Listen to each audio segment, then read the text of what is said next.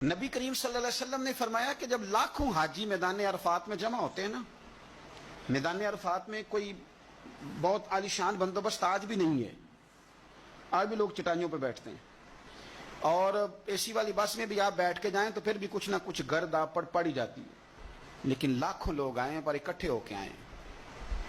اکیلے اکیلے کوئی میدان عرفات میں جائے اور 9 ذی الحج کے علاوہ جائے تو یہ مقام اسے نہیں ملتا۔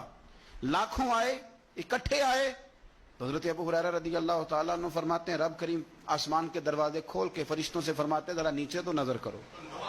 فرشتے دیکھتے ہیں نیچے تو اللہ فرماتا ہے ان کے چہروں پر گرد ہے، یہ بڑے بڑے بنگلوں میں رہنے والے، ان کی حالت دیکھو کتنی آج خستہ ہے۔ گویا تم نے تو کہا تھا نا یہ فساد پھیلائیں گے، تو فرشتوں مجھے بتاؤ یہ اربوں پتی، یہ مفتی، یہ صوفی، یہ علامہ، یہ شیخ، یہ پیر، یہ اتنے اتنے بڑے لوگ یہ کدھر آئے ہیں بتاؤ؟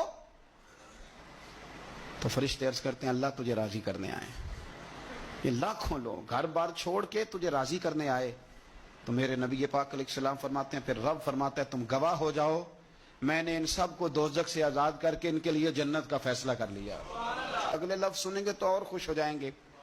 نبی پاک علیہ السلام فرمانے لگے، حضور فرمانے لگے رب فرشتوں سے فرماتا ہے انہیں بھی بخش دیا ہے، اور جن جن کے لیے یہ دعا کریں گے میں ان سب کی بھی